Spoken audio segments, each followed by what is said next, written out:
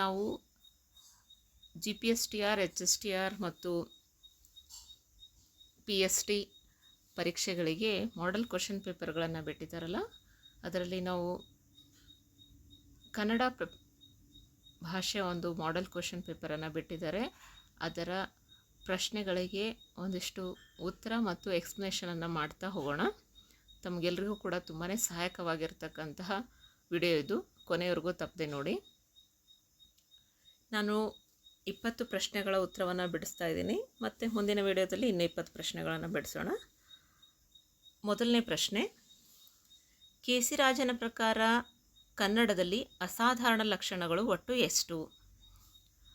Option 1 3, 2 6, ಮೂರನೇ option 9, ನಾಲ್ಕನೇ option 7. So KC. ರಾಜನ ಪ್ರಕಾರ ಅಸಾಧಾರಣ ಲಕ್ಷಣಗಳು ಎಷ್ಟು ಅಂದರೆ ಸರಿಯಾದ ಉತ್ತರ 9 ಅಂತ. ಕೆ.ಸಿ. ರಾಜನ ಶಬ್ದಮಣಿ ದರ್ಪಣ ಕನ್ನಡ ವ್ಯಾಕರಣದ ಪ್ರಮುಖ ಕೃತಿಯಾಗಿದೆ. ಸೊ ಈ ಪ್ರಶ್ನೆಯಲ್ಲಿ ನಮಗೆ ಒಟ್ಟು ಅಸಾಧಾರಣ ಲಕ್ಷಣಗಳ ಸಂಖ್ಯೆ ಎಷ್ಟು ಅಂತ ಕೇಳಲಾಗಿದೆ. ಆ ಅಸಾಧಾರಣ ಲಕ್ಷಣಗಳು ಯಾವುವು ಅನ್ನೋದನ್ನು ಕೂಡ ನೀವು ಓದ್ಕೊಳ್ಬೇಕು. ಸೊ ಎಕ್ಸಾಮ್ ಪಾಯಿಂಟಿಂದ ಕೆ.ಸಿ. ರಾಜನ ಶಬ್ದಮಣಿ ದರ್ಪಣ ಕನ್ನಡ ವ್ಯಾಕರಣ ಇದನ್ನು ನಾವು ಓದ್ಕೊಳ್ಬೇಕು. ಇದರದ್ದು ಪರಾಮರ್ಶನ ಗ್ರಂಥಗಳಲ್ಲಿ ಕೂಡ ಇದರ ಹೆಸರಿದೆ. D.L. ನರಸಿಂಹಾಚಾರ್ಯರವ್ರದ್ದು ಕೊಟ್ಟಿದ್ದಾರೆ. ನೀವು ಬೇಕಾದರೆ ಡೀಟೇಲ್ ಆಗಿ ಆ ನೋಟ್ಸನ್ನು ರೆಫರ್ ಮಾಡ್ಬೋದು. ಪ್ರಶ್ನೆ 2, ಇದು ಪಾತಾಳ ಬೀಲಕ್ಕೆ ಬಾಗಿಲು, ಈ ವಾಕ್ಯದಲ್ಲಿರುವ ಅಲಂಕಾರ ಯಾವುದು ಅಂತ. ಆಪ್ಷನ್ 1 ಉಪಮಾ ಅಲಂಕಾರ, ಆಪ್ಷನ್ 2 ಉತ್ಪ್ರೇಕ್ಷೆ, ಆಪ್ಷನ್ 3 ಅರ್ಥಾಂತರನ್ಯಾಸ ಅಲಂಕಾರ, ಆಪ್ಷನ್ 4 ದೃಷ್ಟಾಂತ. ಸೊ ಇದಕ್ಕೆ ಉತ್ತರ ಯಾವುದಿರ್ಬೋದು ಅಂತಂದರೆ ಸರಿಯಾದ ಉತ್ತರ ಉತ್ಪ್ರೇಕ್ಷೆ. ಒಂದು ವಸ್ತುವನ್ನು ಮತ್ತೊಂದು ವಸ್ತುವೆಂದು ಕಲ್ಪಿಸಿಕೊಂಡು ಹೇಳಿದಾಗ ಉತ್ಪ್ರೇಕ್ಷ ಅಲಂಕಾರ ಬರುತ್ತದೆ.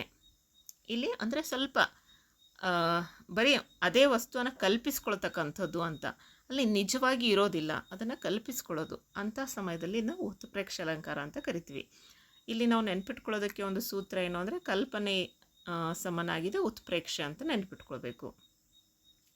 ಮೂರನೇ ಪ್ರಶ್ನೆ, ವಾರ್ಧಕ ಷಟ್ಪದಿಯ ಗಣವಿನ್ಯಾಸವು ಹೇಗಿರುತ್ತದೆ? ಆಪ್ಷನ್ 1 5 ಮಾತ್ರೆಗಳಿಗೆ ಗಣವಿಭಾಗ, ಆಪ್ಷನ್ 2 4 ಮಾತ್ರೆಗಳಿಗೆ ಗಣವಿಭಾಗ, ಆಪ್ಷನ್ 3 3 ಮಾತ್ರೆ 4 ಮಾತ್ರೆಗಳಿಗೆ ಗಣವಿಭಾಗ, ಆಪ್ಷನ್ 4 3 ಮಾತ್ರೆಗಳಿಗೆ ಗಣವಿಭಾಗ. ಸೊ ವಾರ್ಧಕ ಷಟ್ಪದಿ ಎಲ್ಲ 6 ಷಟ್ಪದಿಗಳ ಗಣವಿಭಾಗ ನಮಗೆ ಗೊತ್ತಿರಬೇಕು. ಮತ್ತು ಮಾತ್ರೆಗಳ ಸಂಖ್ಯೆ ಕೂಡ ನಮಗೆ ಗೊತ್ತಿರಬೇಕು. ಅರ್ಧ ಪದ್ಯದ ಮಾತ್ರೆಗಳ ಸಂಖ್ಯೆ ಎಷ್ಟು ಇರುತ್ತೆ ಅಂತ ಕೂಡ ಗೊತ್ತಿರಬೇಕು. ಕೆಲವೊಂದು ಸಲ ಪರೀಕ್ಷೆಯಲ್ಲಿ ಹಾಗೂ ಕೂಡ ಕೇಳ್ತಾರೆ. ಸೊ ಇದರ ಗಣವಿಭಾಗ 5 ಮಾತ್ರೆಗಳಿಗೆ ಗಣವಿಭಾಗ ಮಾಡಲಾಗುತ್ತದೆ ಅಂತ. ವಾರ್ಧಕ ಷಟ್ಪದಿಯ ಮುಖ್ಯ ಲಕ್ಷಣ ಪಂಚಮಾತ್ರ ಗಣ, ಆದ್ದರಿಂದ 5 ಮಾತ್ರೆ ಎಂಬುದನ್ನು ನೆನಪಿಟ್ಕೊಳ್ಬೇಕು ಅಂತ. ವಾರ್ಧಕ ಷಟ್ಪದಿ 5 ಮಾತ್ರೆ. ಮೊದಲನೇ 2ನೇ ಸಾಲು ಮತ್ತು 4ನೇ 5ನೇ ಸಾಲು 5 ಮಾತ್ರೆಯ 4 ಗಣಗಳು ಬರುತ್ತೆ. ಮತ್ತು 3ನೇ ಮತ್ತು 6ನೇ ಸಾಲು 1.5 ಪಟ್ಟು ಹೆಚ್ಚಾಗಿರುತ್ತೆ ಅಂತ, ಅಂದರೆ 6 ಮಾತ್ರೆಗಳು ಬರುತ್ತೆ ಅಲ್ಲಿ ಅಂತ. 6 ಗಣಗಳು, 5 ಮಾತ್ರೆ 6 ಗಣಗಳು ಬರುತ್ತೆ. ಪ್ರಶ್ನೆ 4, ಶ್ರೀ ರಾಮಾಯಣ ದರ್ಶನಂ ಮಹಾಕಾವ್ಯದಲ್ಲಿ ಕಂಡುಬರುವ ರಗಳೆ ಯಾವುದು? ಉತ್ಸಾಹ ರಗಳೆ, ಮಂದಾನೀಲ ರಗಳೆ, 3ನೇದು ಲಲಿತ ರಗಳೆ, 4ನೇದು ಸರಳ ರಗಳೆ. ಸೊ ಇದರಲ್ಲಿ ಸರಿಯಾದ ಉತ್ತರ ಉತ್ಸಾಹ ರಗಳೆ. ಶ್ರೀರಾಮಾಯಣ ದರ್ಶನಂ ಕುವೆಂಪು ಉತ್ಸಾಹ ರಗಳೆ. ಪ್ರಶ್ನೆ 5, ಪುರದ ಪುಣ್ಯಂ ಪುರುಷರೂಪಿಂದೇ ಹೋಗುತ್ತಿದೆ, ಈ ವಾಕ್ಯದಲ್ಲಿರುವ ಅಲಂಕಾರ ಯಾವುದು? ಪುರದ ಪುಣ್ಯಂ ಪುರುಷರೂಪಿಂದೇ ಹೋಗುತ್ತಿದೆ. ಸರಿಯಾದ ಉತ್ತರ 1ನೇದು ಉಪಮಾ ಅಲಂಕಾರ, 2ನೇದು ಶ್ಲೇಷ ಅಲಂಕಾರ, 3ನೇದು ದೃಷ್ಟಾಂತ ಅಲಂಕಾರ, 4ನೇದು ರೂಪಕ ಅಲಂಕಾರ. ಸರಿಯಾದ ಉತ್ತರ ರೂಪಕ ಅಲಂಕಾರ. ಉಪಮೆ ಮತ್ತು ಉಪಮಾನಗಳನ್ನು ಒಂದೇ ಎಂದು ಭಾವಿಸಿ ಹೇಳಿದರೆ ಅದು ರೂಪಕ ಅಲಂಕಾರ ಆಗುತ್ತೆ ಅಂತ. ಈ ಪ್ರಸಿದ್ಧ ಸಾಲು ರಾಘವಾಂಕನ ಹರಿಶ್ಚಂದ್ರನ ಕಾವ್ಯದಲ್ಲಿದೆ ಅಂತ. ಇಲ್ಲಿ ನೆನಪಿಟ್ಕೋಬೇಕಾಗಿರೋದೇನು ಅಂದರೆ ಅಭೇದ ಕಲ್ಪನೆ ಅಂದರೆ ಅದು ರೂಪಕ ಅಲಂಕಾರ ಅಂತ. ಉಪಮೆ ಮತ್ತು ಉಪಮಾನಗಳ ಮಧ್ಯೆ ಅಭೇದವನ್ನು ಕಲ್ಪಿಸಿದರೆ ಅದು ರೂಪಕ ಅಲಂಕಾರ. 6ನೇ ಪ್ರಶ್ನೆ, ಭುವನ ಪದವು ಯಾವ ಅಕ್ಷರ ಗಣವಾಗಿದೆ? ಸೊ ನಾವು ಇಲ್ಲಿ ಗುರು ಲಘುವನ್ನು ಹಾಕಿದಾಗ ಈ ಎಲ್ಲ ಭುವನ ಮೇಲೆ ಹಾಕಿದಾಗ ಅವೆಲ್ಲವೂ ಕೂಡ ರಸಸ್ವರದಿಂದ ಕೂಡಿರ್ತಕ್ಕಂತಹ ಅಕ್ಷರಗಳು. ಹಾಗಾಗಿ ಎಲ್ಲವೂ ಕೂಡ ಲಘು ಲಘು ಆಗುತ್ತೆ. ಸೊ 3 ಲಘು ಆದಾಗ ನಾವು ಇದನ್ನು ಯಾವ ಗಣ ಅಂತ ಕರಿತೀವಿ? ಮೊದಲನೇ ಆಪ್ಷನ್ ಎಗಣ, ಎರಡನೇ ಆಪ್ಷನ್ ತಗಣ, ಮೂರನೇ ಆಪ್ಷನ್ ನಗಣ, ನಾಲ್ಕನೇ ಆಪ್ಷನ್ ರಗಣ. ಸೊ ಗುರು ಲಘು 3 ಮನೆಗಣ ಅಂತ ಒಂದು ಪದ್ಯ ಇದೆ, ಅದನ್ನು ಬಹಟ್ ಮಾಡ್ಕೊಳ್ಬೇಕು. ಆಗ ನಮಗೆ ಗೊತ್ತಿರುತ್ತೆ ಯಾವ್ಯಾವ ಗಣಗಳು ಏನೇನು ಅಂತ. ಸೊ ಇಲ್ಲಿ ಉತ್ತರ ನಗಣ. ಭುವನ ಪದದ ಅಕ್ಷರಗಳು ಲಘು ಗುರು ವಿನ್ಯಾಸವನ್ನು ಆಧರಿಸಿ ನಗಣಕ್ಕೆ ಸೇರಿಸಲಾಗಿದೆ. ಭುವನ = ನಗಣ. ಪ್ರಶ್ನೆ 8. ರೂಪಕ ಸಾಮ್ರಾಜ್ಯ ಚಕ್ರವರ್ತಿ ಎಂದು ಕರೆಯಲ್ಪಡುವವರು ಯಾರು? Option 1 Lakshmisha, option 2 Harihara, option 3 Nagachandra, option 4 Kumaravyasa. ಸರಿಯಾದ ಉತ್ತರ ಕುಮಾರವ್ಯಾಸ. ಈಗಾಗಲೇ ನಾನು ಕುಮಾರವ್ಯಾಸನ ಕೃತಿಕಾರ ಪರಿಚಯನ ಶಾರ್ಟ್ಸಲ್ಲಿ ಹಾಕಿದ್ದೀನಿ, ನೀವು ಡಿಟೇಲ್ ಆಗಿ ಬೇಕಾದರೆ ನೋಡ್ಕೊಳ್ಬೋದು. ರೂಪಕ ಸಾಮ್ರಾಜ್ಯ ಚಕ್ರವರ್ತಿ ಕುಮಾರವ್ಯಾಸ ಅಂತ. ನಿಮಗೆ ಪರೀಕ್ಷೆಗೆ ಬೇಕಾಗಿರ್ತಕ್ಕಂಥ ಒಂದಿಷ್ಟು ಪುಸ್ತಕಗಳ ಲಿಂಕನ್ನು ಕೂಡ ನಾನು ಡಿಸ್ಕ್ರಿಪ್ಷನಲ್ಲಿ ಹಾಕಿರ್ತೀನಿ, ನೀವು ಬೇಕಾದರೆ ಖರೀದಿ ಮಾಡಬಹುದು ಅಂತ. ಪ್ರಶ್ನೆ 9. ಭಾಷೆಯ ಉಗಮ ಮತ್ತು ವಿಕಾಸದ ಬಗ್ಗೆ ವಂಶವೃಕ್ಷ ಸಿದ್ಧಾಂತವು ಪ್ರತಿಪಾದಿಸುವ ಅಂಶ ಯಾವುದು? 1ನೇದು ಆಯ್ಕೆ 1 ಪ್ರತಿಯೊಂದು ಭಾಷೆಯು ಪ್ರತ್ಯೇಕ ಗುಣ ಹೊಂದಿ ಬೆಳೆದಿದೆ. ಆಯ್ಕೆ 2 ಜಗತ್ತಿನ ಭಾಷೆಗಳು ಬೇರೆ ಭಾಷೆಗಳೊಂದಿಗೆ ಸಂಬಂಧವಿಲ್ಲದೆ ಹುಟ್ಟಿವೆ.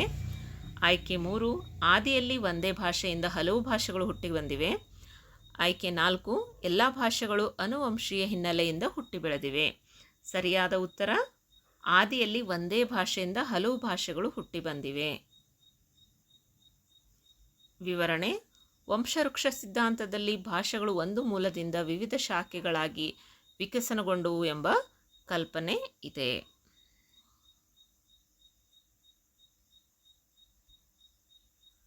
ಪ್ರಶ್ನೆ 10.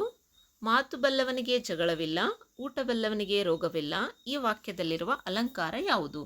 ಸೊ ಇಲ್ಲಿ ಅಲಂಕಾರದ ಬಗ್ಗೆನೇ ಪ್ರಶ್ನೆಗಳು ಜಾಸ್ತಿ ಬಂದಿದೆ. ಹಾಗಂತ ಮುಖ್ಯ ಪರೀಕ್ಷೆಯಲ್ಲೂ ಕೂಡ ಇದೆ ಅಲಂಕಾರಗಳ ಬಗ್ಗೆನೇ ಜಾಸ್ತಿ ಪ್ರಶ್ನೆ ಬರುತ್ತೆ ಅಂತ ಏನು ಹೇಳೋಕ್ಕಾಗಲ್ಲ.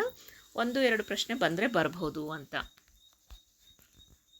ಉತ್ಪ್ರೇಕ್ಷ ಅಲಂಕಾರ, ರೂಪಕ ಅಲಂಕಾರ, ಅರ್ಥಾಂತರನ್ಯಾಸ ಅಲಂಕಾರ, ದೃಷ್ಟಾಂತ ಅಲಂಕಾರ. ಸರಿಯಾದ ಉತ್ತರ ದೃಷ್ಟಾಂತ ಅಲಂಕಾರ ಅಂತ. ಅಂದರೆ ಯಾವಾಗ ನಾವು ದೃಷ್ಟಾಂತ ಅಲಂಕಾರ ಅಂತ ಹೇಳ್ತೀವಿ ಅಂದರೆ 2 ಬೇರೆ ವಾಕ್ಯಗಳು ಅರ್ಥ ಸಾದೃಶ್ಯದಿಂದ ಬಿಂಬ ಪ್ರತಿಬಿಂಬದಂತೆ ಕಂಡು ಬಂದರೆ ದೃಷ್ಟಾಂತ ಅಲಂಕಾರ ಅಂತ ಹೇಳ್ತೀವಿ. ಇಲ್ಲಿ ಊಟ ಬಲ್ಲವನಿಗೆ ರೋಗವಿಲ್ಲ, ಮಾತು ಬಲ್ಲವನಿಗೆ ಜಗಳವಿಲ್ಲ ಅಂತ ಇದು ಏನಿದೆ ಅಂತಂದರೆ ಇದು ಬಿಂಬ ಪ್ರತಿಬಿಂಬದಂತೆ ಭಾಸವಾಗ್ತಾ ಇದೆ. ಹಾಗಾಗಿ ಈ ಉದಾಹರಣೆಯನ್ನು ಕನ್ನಡ ಅಲಂಕಾರ ಮೂಲಗಳು ದೃಷ್ಟಾಂತವೆಂದು ನೀಡುತ್ತವೆ ಅಂತ. ಬಿಂಬ ಪ್ರತಿಬಿಂಬ = ದೃಷ್ಟಾಂತ ಅಂತ ನೆನ್ಪಿಟ್ಕೊಳ್ಬೇಕು ನಾವು.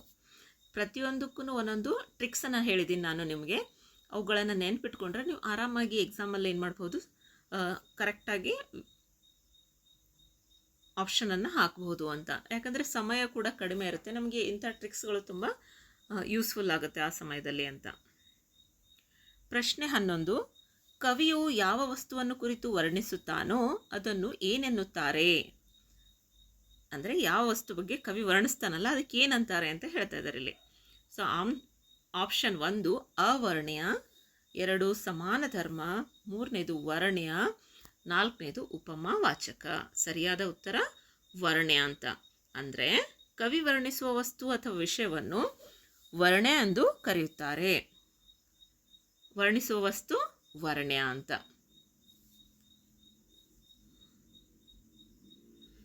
ಪ್ರಶ್ನೆ 12. ಭಾಷಾ ಕೌಶಲಗಳ ಬೋಧನಾ ಪ್ರಕ್ರಿಯೆಯಲ್ಲಿ ಅಸಿಂಧು ಎನಿಸುವ ಅಂಶ ಯಾವುದು?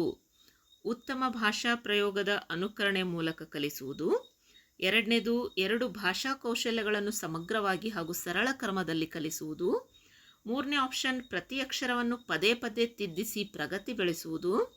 4ನೇದು ಭಾಷಾ ಕಲಿಕೆಗೆ ಮನೆ ಮತ್ತು ಸಾಮಾಜಿಕ ಪರಿಸರವನ್ನು ಬಳಸಿಕೊಳ್ಳುವುದು. ಇದರಲ್ಲಿ ಪ್ರಶ್ನೆನ ಸರಿಯಾಗಿ ಗಮನಿಸಬೇಕು ನಾವು. ಅವ್ರು ಏನು ಕೇಳಿದ್ದಾರೆ, ಭಾಷಾ ಕೌಶಲ್ಯಗಳ ಬೋಧನಾ ಪ್ರಕ್ರಿಯೆಯಲ್ಲಿ ಅಸಿಂಧು ಎನಿಸುವ ಅಂಶ ಅಂತ ಕೇಳಿದ್ದಾರೆ. ಅವರು ಸಿಂಧು ಎನಿಸುವ ಅಂಶ ಅಂತ ಕೇಳಿಲ್ಲ. ಇಂಥ ಪ್ರಶ್ನೆಗಳನ್ನೇ ನಾವು ಜಾಸ್ತಿ ಮಿಸ್ಟೇಕ್ ಮಾಡಿಬರ್ತೀವಿ, ಮಾರ್ಕ್ಸ್ಗಳನ್ನು ಕಳ್ಕೊತೀವಿ. ಕೊನೆಯಲ್ಲಿ ನಾವು ಲಿಸ್ಟ್ ಬಂದಾಗ ಒಂದೊಂದು ಅಂಕ ಒಂದೊಂದು ಪಾಯಿಂಟಲ್ಲಿ ಏನಾಗ್ಬಿಟ್ಟಿರುತ್ತೆ ಅಂದರೆ ಅದು ನಾವು ಆ ಲಿಸ್ಟಿಂದ ಹೊರಗೆ ಬೀಳ್ತೀವಿ ಅಂತ. ಅದಕ್ಕೋಸ್ಕರ ನಾವು ಪ್ರಶ್ನೆಯನ್ನು ಒಂದು ಸಲ ಅಲ್ಲ 2 ಸಲ ಸರಿಯಾಗಿ ಓದ್ಕೋಬೇಕು ಮತ್ತು ಆಪ್ಷನ್ಗಳನ್ನು ಕೂಡ ಸರಿಯಾಗಿ ಗಮನಿಸಬೇಕು ಅಂತ. ಅವಸರದಲ್ಲಿ ಹಾಕಿ ಬಂದರೆ ಏನಾಗ್ಬಿಡುತ್ತೆ, ಆ ಒಂದು ಪ್ರಶ್ನೆ ತಪ್ಪಾದ ಉತ್ತರ ನಮ್ಮ ಒಂದು ಆಯ್ಕೆ ಪಟ್ಟಿಯಿಂದ ನಮ್ಮ ಹೆಸರನ್ನು ಹೊರಗಡೆ ಇಟ್ಬಿಡುತ್ತೆ ಅಂತ. ಹಾಗಾಗಿ ನಾವು ಸರಿಯಾಗಿ ಪ್ರಶ್ನೆಗಳನ್ನು ಓದ್ಕೋಬೇಕು. ಸೊ ಇಲ್ಲಿ ಇದರ ಉತ್ತರ ಯಾವುದು ಅಂದರೆ ಪ್ರತಿ ಅಕ್ಷರವನ್ನು ಪದೇ ಪದೇ ತಿದ್ದಿಸಿ ಪ್ರಗತಿ ಬೆಳೆಸುವುದು ಅಂತ. ಅದು ಅಸಿಂಧುವಾಗಿದೆ. ಯಾಕಂದರೆ ಭಾಷಾ ಕೌಶಲ್ಯ ಬೋಧನೆಯಲ್ಲಿ ನಿರಂತರವಾಗಿ ಪ್ರತಿಯೊಂದು ಸಣ್ಣ ತಪ್ಪನ್ನು ತಿದ್ದುವುದಕ್ಕಿಂತ ಅರ್ಥಪೂರ್ಣ ಬಳಕೆ, ಅನುಕರಣೆ ಮತ್ತು ಸಮಗ್ರ ಅಭ್ಯಾಸ ಬಹಳ ಮುಖ್ಯ ಅಂತ. ಸೊ ನಾವು ಆ ಭಾಷೆನ ಚೆನ್ನಾಗಿ ಕಲಿಬೇಕು ಅಂದರೆ ಅದನ್ನು ನಾವು ಪರಿಪೂರ್ಣವಾಗಿ ಬಳಸಬೇಕು. ಫಸ್ಟು ಅದನ್ನು ಅನುಕರಣೆ ಮಾಡಬೇಕು. ಆವಾಗ ಮಾತ್ರ ಅದೇನಾಗುತ್ತೆ, ನಾವು ಸರಿಯಾಗಿ ಭಾಷೆನ ಕಲಿಬಹುದು ಅಂತ. ಇವಾಗ ನೆಕ್ಸ್ಟು 13ರಿಂದ 20 ಪ್ರಶ್ನೆಗಳು ಟೀಚಿಂಗ್ ಆ್ಯಂಡ್ ಲರ್ನಿಂಗ್ ಬಗ್ಗೆ ಇರ್ತಕ್ಕಂಥವು. 13ನೇ ಪ್ರಶ್ನೆ, ಭಾಷೆಯ ಸ್ವರೂಪಕ್ಕೆ ಸರಿಹೊಂದುವ ಲಕ್ಷಣ ಯಾವುದು? ಆಪ್ಷನ್ 1 ಭಾಷೆ ಆನುವಂಶಿಕವಾಗಿ ಬರುವಂತಹದ್ದು. 2ನೇ ಆಪ್ಷನ್ ಭಾಷೆ ಭಾವನಾರೂಪಕ ಮತ್ತು ಭಾವನಾವಾಹಕ. 3ನೇ ಆಪ್ಷನ್ ಭಾಷೆ ಧ್ವನಿ ಸಂಕೇತಗಳ ಅರ್ಥಬದ್ಧ ವ್ಯವಸ್ಥೆ. 4ನೇ ಆಪ್ಷನ್ ಭಾಷೆ ಮನಸ್ಸಿನ ಸ್ಥಿತಿಯನ್ನು ಅಭಿವ್ಯಕ್ತಿಸುವ ಸಾಧನ. ಸೊ ಇಲ್ಲಿ ಭಾಷೆ ಅಂದರೆ ಏನು ಅಂದಾಗ ಉತ್ತರ ಭಾಷೆ ಧ್ವನಿ ಸಂಕೇತಗಳ ಅರ್ಥಬದ್ಧ ವ್ಯವಸ್ಥೆ ಅಂತ. ಭಾಷೆ ಅರ್ಥವನ್ನು ವ್ಯಕ್ತಪಡಿಸುವ ಧ್ವನಿ ಸಂಕೇತಗಳ ಒಂದು ವ್ಯವಸ್ಥೆಯಾಗಿದೆ. ಭಾಷೆ ಈಕ್ವಲ್ಸ್ ಟು ಧ್ವನಿ ಸಂಕೇತಗಳ ಅರ್ಥಬದ್ಧ ವ್ಯವಸ್ಥೆ. ಇದು ಎಕ್ಸಾಮ್ ಪಾಯಿಂಟ್ಗೆ ನಾವು ನೆನ್ಪಿಟ್ಕೊಳ್ಬೇಕಾಗಿರ್ತಕ್ಕಂಥದ್ದು. ಇದು ಬಹಳ ಮುಖ್ಯ. ಭಾಷೆಗೆ ಅನೇಕ ವ್ಯಾಖ್ಯಾನಗಳಿದ್ದಾವೆ, ಆದರೆ ಮೂಲವಾಗಿ ನಮಗೆ ಮುಖ್ಯವಾಗಿರ್ತಕ್ಕಂಥದ್ದು ಇದು ಬೇಕಾಗಿರ್ತಕ್ಕಂಥದ್ದು, ಧ್ವನಿ ಸಂಕೇತಗಳ ಅರ್ಥಬದ್ಧ ವ್ಯವಸ್ಥೆ. ಪ್ರಶ್ನೆ 14, ಉತ್ತಮ ಆಲಿಸುವಿಕೆಯಲ್ಲಿ ಸಾಧಿಸಬೇಕಾದ ಅತ್ಯಂತ ಮುಖ್ಯ ಅಂಶ ಯಾವುದು? 1ನೇದು ಕಣ್ಣು ಮುಚ್ಚಿ ಅಂತರ್ಮುಖಿಯಾಗಿ ಕೇಳುವುದು, ಆಲಿಸುತ್ತಾ ವಿಷಯಗಳನ್ನು ಮೌಲ್ಯಮಾಪನ ಮಾಡುವುದು, ಆಲಿಸುತ್ತಾ ಕೇವಲ ಲೋಕದಲ್ಲಿ ಮುಳುಗುವುದು, ಉದ್ದೇಶಪೂರ್ವಕವಾಗಿ ಧ್ವನಿ ಏರಿಳಿತಗಳನ್ನು ಗಮನಿಸಿ ಆಲಿಸುವುದು. ಸರಿಯಾದ ಉತ್ತರ ಉದ್ದೇಶಪೂರ್ವಕವಾಗಿ ಧ್ವನಿ ಏರಿಳಿತಗಳನ್ನು ಗಮನಿಸಿ ಆಲಿಸುವುದು ಅಂತ. ಉತ್ತಮ ಲಿಸ್ನಿಂಗ್ನಲ್ಲಿ ಕೇವಲ ಶಬ್ದ ಕೇಳುವುದಲ್ಲ, ಅಂದರೆ ಲಿಸ್ನಿಂಗ್ ಅಂದರೆ ಏನು, ಕೇಳುವಿಕೆ ಅಂತ. ಉದ್ದೇಶ, ಅರ್ಥ ಮತ್ತು ಧ್ವನಿಯ ಏರಿಳಿತದ ಗಮನಿಸುವುದು ಬಹಳ ಮುಖ್ಯ ಆಗಿರುತ್ತೆ ಅಂತ. ಸುಮ್ಮನೆ ಏನೇನೋ ಹೇಳ್ತಾ ಇದ್ದಾರೆ, ಯಾವುದೋ ಒಂದು ಧ್ವನಿ ಕೇಳಿಸ್ತಾ ಇದೆ, ಸುಮ್ಮನೆ ಕೇಳ್ತಾ ಇದ್ದೀವಿ ಅಂತ ಅಲ್ಲ. ಆ ಧ್ವನಿಯಲ್ಲಿನ ಏರಿಳಿತ, ಅದರ ಉದ್ದೇಶ ಮತ್ತು ಅರ್ಥ ನಮಗೆ ಗಮನಿಸಬೇಕು. ಆಗ ಅದು ಉತ್ತಮ ಲಿಸ್ನಿಂಗ್ ಆಗುತ್ತೆ ಅಂತ. ಪ್ರಶ್ನೆ 15, ಉತ್ತಮ ರೀತಿಯ ಮೌನ ವಾಚನದಲ್ಲಿ ಒಳಗೊಳ್ಳುವ ಅಂಶ ಯಾವುದು? 1ನೇದು ಆಸಕ್ತಿಯಿಂದ ಉದ್ದೇಶಪೂರ್ವಕವಾಗಿ ಓದುವುದು. 2ನೇದು ಪದೇ ಪದೇ ಓದಿ ಕಂಠಪಾಠ ಮಾಡುವುದು. 3ನೇದು ಮೌನವಾಗಿ ಇಡಿಯಾಗಿ ಓದಿ ಗ್ರಹಿಸುವುದು. 4ನೇದು ಅರ್ಥ ಗ್ರಹಿಸುತ್ತಾ ಏಕಾಗ್ರತೆಯಿಂದ ಓದುವುದು. ಸರಿಯಾದ ಉತ್ತರ 4ನೇದು ಅರ್ಥ ಗ್ರಹಿಸುತ್ತಾ ಏಕಾಗ್ರತೆಯಿಂದ ಓದುವುದು ಅಂತ. ಎಕ್ಸಾಮ್ ಪಾಯಿಂಟಿಂದ ಏನು ನೆನ್ಪಿಟ್ಕೊಳ್ಬೇಕು, ಮೌನ ವಾಚನದ ಮುಖ್ಯ ಗುರಿ ಅರ್ಥ ಗ್ರಹಿಕೆ, ಅದು ನಮಗೆ ಮುಖ್ಯವಾಗಿ ಬೇಕಾಗಿರ್ತಕ್ಕಂಥದ್ದು ಅಂತ. ಪ್ರಶ್ನೆ 16, ಮಕ್ಕಳ ಶಾಬ್ದಿಕ ಭಾಷೆಯ ಬೆಳವಣಿಗೆಯಲ್ಲಿ ಅತ್ಯಂತ ಹೆಚ್ಚು ಪ್ರಭಾವ ಬೀರುವ ಅಂಶ ಯಾವುದು? ಸೊ ಆಪ್ಷನ್ 1ನೇದು ಸಮವಯಸ್ಕರೊಡನೆ ವಿಚಾರ ವಿನಿಮಯ. ಆಪ್ಷನ್ 2 ದಿನಪತ್ರಿಕೆಗಳ ವಾಚನ. ಆಪ್ಷನ್ 3 ನಿಯತಕಾಲಿಕೆಗಳ ವಾಚನ. ಆಪ್ಷನ್ 4 ಮಕ್ಕಳ ಆನುವಂಶಿಕ ಹಿನ್ನೆಲೆ. ಸೊ ಸರಿಯಾದ ಉತ್ತರ ಸಮವಯಸ್ಕರೊಡನೆ ವಿಚಾರ ವಿನಿಮಯ. ಮಕ್ಕಳ ಪರಸ್ಪರ ಸಂವಹನವು ಮಾತನಾಡುವಿಕೆ, ಕೇಳುವಿಕೆ ಮತ್ತು ಹೊಸ ಪದಗಳ ಬಳಕೆಯನ್ನು ಬೆಳೆಸುತ್ತದೆ ಅಂತ. ಸೊ ಹಾಗಾಗಿ ಅವರಲ್ಲಿ ಸಂವಹನ ವೃದ್ಧಿಸುತ್ತದೆ. 17ನೇ ಪ್ರಶ್ನೆ, ಕೈ ಬರಹದಲ್ಲಿ ಕಂಡುಬರುವ ವ್ಯಾಕರಣ ದೋಷಗಳಿಗೆ ಮುಖ್ಯ ಕಾರಣ ಯಾವುದು? 1ನೇದು ಮಾತು ಮತ್ತು ಓದಿನಲ್ಲಿ ಕಂಡುಬರುವ ದೋಷಗಳು, ಸುಂದರ ಬರಹಕ್ಕೆ ಉತ್ತೇಜನದ ಕೊರತೆ, ಆಂಗ್ಲ ಮಾಧ್ಯಮದಲ್ಲಿ ಬೋಧನೆ, ಪದ ಮತ್ತು ವಾಕ್ಯ ರಚನೆ ಅಭ್ಯಾಸಗಳ ಕೊರತೆ. ಸರಿಯಾದ ಉತ್ತರ ಪದ ಮತ್ತು ವಾಕ್ಯ ರಚನೆ ಅಭ್ಯಾಸಗಳ ಕೊರತೆ. ಅದು ನಮಗೆ ವ್ಯಾಕರಣದ ಒಂದು ಅರ್ಥವನ್ನು ಮಾಡ್ಕೊಳ್ಳೋದ್ರಲ್ಲಿ ಕೊರತೆ ಆಗುತ್ತೆ ಅಂತ. ನಾವು ಪದ ವಾಕ್ಯ ರಚನೆ ಸರಿಯಾಗಿ ಮಾಡಿದ್ರೆ ನಮಗೆ ವ್ಯಾಕರಣ ಸರಿಯಾಗಿ ಬರ್ತಿತ್ತು ಅಂದರೆ ನಾವು ಪದ ಮತ್ತು ವಾಕ್ಯ ರಚನೆ ಸರಿಯಾಗಿ ಮಾಡ್ತೀವಿ ಅಂತ. ಬರವಣಿಗೆ ದೋಷ, ನಿರಂತರ ಬರವಣಿಗೆ ಅಭ್ಯಾಸ ಅಗತ್ಯ ಅಂತ. ಬರವಣಿಗೆ ದೋಷನ ಹೇಗೆ ಸರಿದೂಗಿಸ್ಬೋದು ಅಂದರೆ ನಿರಂತರವಾಗಿ ನಾವು ಬರವಣಿಗೆ ಅಭ್ಯಾಸವನ್ನು ಮಾಡೋದ್ರಿಂದ. ಪ್ರಶ್ನೆ 18, ತರಗತಿಗಳಲ್ಲಿ ದ್ವಿಭಾಷೆಯನ್ನು ಬಳಸುವುದರಿಂದ. ಇವಾಗ ಬೈಲಿಂಗ್ವೆಲ್ ಆಲ್ರೆಡಿ ಗೌರ್ಮೆಂಟ್ ಏನು ಮಾಡಿದೆ ಅಂದರೆ ಪಠ್ಯಪುಸ್ತಕಗಳಲ್ಲಿ ಈಗಾಗಲೇ ಕೆಲವೊಂದು ಶಾಲೆಗಳಲ್ಲಿ ಅದನ್ನು ಅನುಷ್ಠಾನ ಮಾಡಿದೆ, ಬೈಲಿಂಗ್ವೆಲ್ ಪದ್ಧತಿಯನ್ನು. ಸೊ ಅದರ ಬಗ್ಗೆ ಪ್ರಶ್ನೆ ಬಂದಿದೆ, ಇವಾಗ ಬರ್ಬೋದು ನಿಮಗೆ ಎಕ್ಸಾಮಲ್ಲಿ ಕೂಡ. ಭಾಷಾ ಕಲಿಕೆ ಹಾಗೂ ಪ್ರಯೋಗ ಉತ್ತಮಗೊಳ್ಳುತ್ತದೆ. 2ನೇದು ಪಠ್ಯ ಕಲಿಕೆಗೆ ಅಡ್ಡಿ ಉಂಟಾಗುತ್ತದೆ. 3ನೇದು ಒಂದೇ ಅಧಿಕೃತ ಭಾಷೆಯನ್ನು ಮಾತ್ರ ಬಳಸಬೇಕು. 4ನೇದು ಯಾವ ಭಾಷೆಯಲ್ಲಿಯೂ ಪ್ರಭುತ್ವ ಸಾಧಿಸುವುದಿಲ್ಲ. ಸೊ ಇದನ್ನು ದ್ವಿಭಾಷೆ ಬಳಸೋದ್ರಿಂದ ಏನಾಗುತ್ತೆ ಅಂತ ಪ್ರಶ್ನೆ ಇದೆ. ಅದಕ್ಕೆ ಉತ್ತರ ಭಾಷಾ ಕಲಿಕೆ ಹಾಗೂ ಪ್ರಯೋಗ ಉತ್ತಮಗೊಳ್ಳುತ್ತದೆ ಅಂತ ಸರಿಯಾದ ಉತ್ತರ. ಅಗತ್ಯವಿರುವ ಸಂದರ್ಭದಲ್ಲಿ 2 ಭಾಷೆಗಳ ಬಳಕೆ ವಿದ್ಯಾರ್ಥಿಗಳ ಅರ್ಥಗ್ರಹಿಕೆ ಮತ್ತು ಭಾಷಾ ಬಳಕೆಗೆ ಸಹಾಯಕವಾಗುತ್ತದೆ ಅಂತ. 2 ಭಾಷೆಗಳ ಬಳಸೋದ್ರಿಂದ ಮಕ್ಕಳಿಗೆ ದಿನನಿತ್ಯದ ವ್ಯವಹಾರದಲ್ಲೂ ಅದರಿಂದ ಉಪಯೋಗ ಆಗುತ್ತೆ ಮತ್ತು ಬೇರೆ ಬೇರೆ ವಿಷಯಗಳನ್ನು ಗ್ರಹಿಸೋದಕ್ಕೂ ಕೂಡ ಅವರಿಗೆ ತುಂಬ ಸಹಾಯಕ ಆಗುತ್ತೆ ಅಂತ. 19ನೇ ಪ್ರಶ್ನೆ, ಪಾಠ ಬೋಧನಾ ಸಂದರ್ಭಗಳಲ್ಲಿ ಸೂಚನೆಗಳನ್ನು ನೀಡುವ ಮುಖ್ಯ ಉದ್ದೇಶ ಯಾವುದು ಅಂತ. ಸರಿಯಾದ ಉತ್ತರಗಳನ್ನು, ಆಪ್ಷನ್ಸ್ಗಳನ್ನು ನೋಡಿ. ಮೊದಲನೇದು ತರಗತಿಯಲ್ಲಿ ಅಶಿಸ್ತು ಗದ್ದಲಗಳನ್ನು ನಿಯಂತ್ರಿಸಲು. ಬೋಧನೆ ಮತ್ತು ಕಲಿಕಾ ಪ್ರಕ್ರಿಯೆಯನ್ನು ಕ್ರಮಬದ್ಧವಾಗಿ ಮುಂದುವರೆಸಲು. 3ನೇದು ಕಲಿಕೆಯನ್ನು ನಿರಂತರ ಮೌಲ್ಯಮಾಪನ ಮಾಡಲು. 4ನೇದು ಕಲಿಕಾ ಮೌಲ್ಯಮಾಪನ ಮತ್ತು ಪ್ರಹಾರ ಚಟುವಟಿಕೆಗಳನ್ನು ಮಾಡಲು ಅಂತ ಇದೆ. ಇದಕ್ಕೆ ಸರಿಯಾದ ಉತ್ತರ ಬೋಧನೆ ಮತ್ತು ಕಲಿಕಾ ಪ್ರಕ್ರಿಯೆಯನ್ನು ಕ್ರಮಬದ್ಧವಾಗಿ ಮುಂದುವರೆಸಲು ನಾವು ಏನು ಮಾಡಬೇಕಾಗುತ್ತೆ, ಮುಖ್ಯವಾದಂಥ ನೋಟ್ಸ್ಗಳನ್ನು ಹೇಳಬೇಕಾಗುತ್ತೆ, ಕೊಡಬೇಕಾಗುತ್ತೆ ಅಂತ. ಸೂಚನೆಗಳನ್ನು ಕೊಡಬೇಕಾಗುತ್ತೆ, ಇನ್ಸ್ಟ್ರಕ್ಷನ್ಸ್ಗಳನ್ನು. ಶಿಕ್ಷಕರ ಸೂಚನೆಗಳು ವಿದ್ಯಾರ್ಥಿಗಳಿಗೆ ಏನು ಮಾಡಬೇಕು, ಹೇಗೆ ಮಾಡಬೇಕು ಎಂಬುದನ್ನು ಸ್ಪಷ್ಟಪಡಿಸಿ ಬೋಧನೆ ಕಲಿಕೆಯನ್ನು ವ್ಯವಸ್ಥಿತಗೊಳಿಸುತ್ತವೆ ಅಂತ. ಪ್ರಶ್ನೆ 20, ಭಾಷಾ ಕೌಶಲ್ಯಗಳ ಕಲಿಕೆಯಲ್ಲಿ ಬಳಸಬಹುದಾದ ಸ್ವಯಂ ಬೋಧಿನಿ ಸಾಧನ ಯಾವುದು? ಪಠ್ಯಪುಸ್ತಕ ಮೊದಲನೇ ಆಪ್ಷನ್, 2ನೇದು ಸಂಪನ್ಮೂಲ ಪುಸ್ತಕ, 3ನೇದು ಕೈಪಿಡಿ ಪುಸ್ತಕ, 4ನೇದು ಅಭ್ಯಾಸ ಪುಸ್ತಕ. ಸೊ ಸರಿಯಾದ ಉತ್ತರ ಅಭ್ಯಾಸ ಪುಸ್ತಕ. ವಿದ್ಯಾರ್ಥಿಗಳು ಶಿಕ್ಷಕರ ನೇರ ಸಹಾಯವಿಲ್ಲದೆ ಅಭ್ಯಾಸ ಮಾಡಲು ಅಭ್ಯಾಸ ಪುಸ್ತಕ ಉಪಯುಕ್ತ ಸ್ವಯಂ ಬೋಧಿನಿ ಆಗಿದೆ. ಸೊ ಕ್ವಿಕ್ಕಾಗಿ ರಿವಿಷನ್, ಇಲ್ಲಿ ಒಂದಿಷ್ಟು ಕೀ ಆನ್ಸರ್ಸ್ ಇದೆ ಅಷ್ಟೇ, ಮತ್ತೇನಿಲ್ಲ. 1ರಿಂದ 10ನೇ ಒಂದು ಆನ್ಸರ್ಸ್ಗಳು ಯಾವ್ಯಾವು ಅಂತ 7ನೇ ಪ್ರಶ್ನೆ ಒಂದು ಮಿಸ್ ಆಗಿದೆ ಅದರಲ್ಲಿ. ಈಗಾಗಲೇ ನಾನು ಅದನ್ನು ಎಕ್ಸ್ಪ್ಲೇನ್ ಮಾಡಿದ್ದೀನಿ ನಿಮಗೆ. ರ್ಯಾಪಿಡ್ ಫೈರ್ ಥರ ಪ್ರಶ್ನೆಗಳನ್ನು ಕೇಳ್ತಾ ಹೋಗ್ತೀನಿ, ನೀವು ಜಸ್ಟ್ ಆನ್ಸರ್ಸ್ಗಳನ್ನು ಗಮನಿಸಬೇಕು.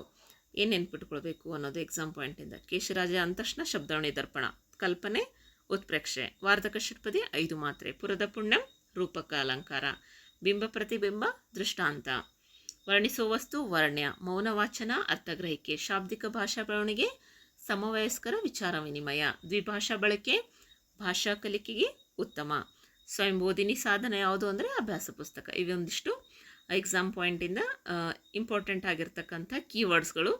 ಶಾರ್ಟ್ ನೋಟ್ಸ್ಗಳನ್ನು ಮಾಡ್ಕೊಂಡಿರ್ಬೇಕು ಈ ಥರ ನೀವು, ಆವಾಗ ನಿಮಗೆ ಎಕ್ಸಾಮ್ ಟೈಮಲ್ಲಿ ರಿವಿಷನ್ ಮಾಡೋದಕ್ಕೆ ತುಂಬ ಹೆಲ್ಪ್ಫುಲ್ ಆಗುತ್ತೆ ಅಂತ. ಸೊ ಈ ವಿಡಿಯೋ ನಿಮಗೆ ಸಹಾಯಕವಾಗಿದ್ದರೆ ಲೈಕ್ ಮಾಡಿ ಹಾಗೂ ನಿಮ್ಮ ಸ್ನೇಹಿತರಿಗೂ ಕೂಡ ಶೇರ್ ಮಾಡಿ. ಇನ್ನಿಷ್ಟು ಉಳಿದಿರ್ತಕ್ಕಂಥ ಉತ್ತರಗಳನ್ನು, ಪ್ರಶ್ನೆಗಳನ್ನು ಚರ್ಚೆ ಮಾಡ್ತಾ ಅದರೊಂದಿಷ್ಟು ಸಂಕ್ಷಿಪ್ತವಾದ ವಿವರಣೆಯನ್ನು ಕೊಡ್ತಾ ಹೋಗ್ತೀನಿ ಮುಂದಿನ ವಿಡಿಯೋಗಳಲ್ಲಿ. ತಪ್ಪದೆ ಆ ವಿಡಿಯೋಗಳನ್ನು ಕೂಡ ನೋಡಿ. ನಮ್ಮ ಚಾನಲನ್ನು ಇನ್ನೂ ಸಬ್ಸ್ಕ್ರೈಬ್ ಮಾಡಿಲ್ಲ ಅಂದರೆ ಸಬ್ಸ್ಕ್ರೈಬ್ ಮಾಡಿ. ನಿಮಗೆ ಬೇಕಾಗಿರ್ತಕ್ಕಂಥ ಪರೀಕ್ಷೆಗೆ ಸಹಾಯಕವಾಗಿರ್ತಕ್ಕಂಥ ಪುಸ್ತಕಗಳ ಲಿಂಕನ್ನು ಕೂಡ ನಾನು ಡಿಸ್ಕ್ರಿಪ್ಷನಲ್ಲಿ ಹಾಕಿರ್ತೀನಿ, ಬೇಕಾದರೆ ನೀವು ಅವುಗಳನ್ನು ಪರ್ಚೇಸ್ ಮಾಡ್ಬೋದು. ಧನ್ಯವಾದಗಳು.